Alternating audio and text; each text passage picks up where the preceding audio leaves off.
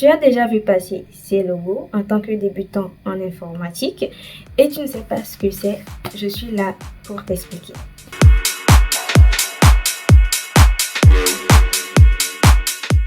On est en 2008, à cette époque, Google grandit très vite. Vous connaissez Google? Google grandit très vite, mais un truc manque. Les développeurs utilisent ces outils, c'est-à-dire les langages de programmation, sans vraiment se connaître entre eux.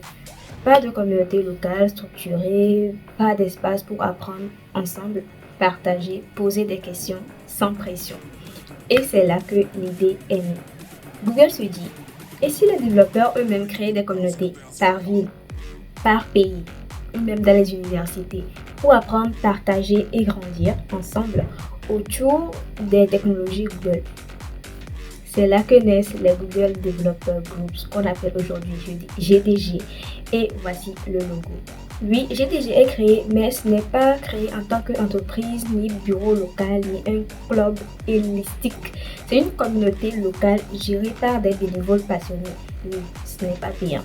Ces bénévoles passionnés organisent des meet-ups, des talks, des ateliers, des événements comme des fests. Je vais parler de ça aussi après. Avec le temps, l'écosystème s'agrandit. Google se rend compte que la population est sous-représentée dans la tech, notamment les femmes. Vous-même, vous savez que l'informatique, au début, les femmes avaient du mal à s'intégrer. C'est là qu'est né le Women Tech Makers pour mieux intégrer les femmes. Les DevFest, ce sont des grands événements annuels de Google Developer Group que je vais parler dans une autre vidéo parce que c'est une liste que je suis en train de faire parce que je ne peux pas parler de tout ça dans une seule vidéo. Ok.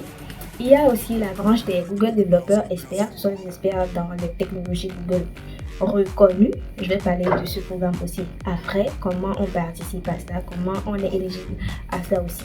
Il y a des programmes étudiants, bourses, challenges, certifications lancés par Google Developer Group. Tout ça forme un seul écosystème avec plusieurs entrées, donc les logos. Moi, au début, j'entendais tous ces termes sans vraiment comprendre. GDG, Women Tech Makers, Developers, DevFest, tout ça. Et c'est en entrant dedans que j'ai réalisé que le problème, ce n'est pas la complexité, mais c'est le manque d'explication simple. C'est pour ça que je fais cette liste, pour t'expliquer mieux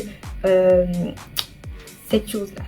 Dans cette série de vidéos, je vais vous expliquer point par point les programmes de Google Developer Group, les avantages, mes aventures avec Google parce que je n'ai pas eu une seule expérience ni un seul souvenir avec, mais plein de choses.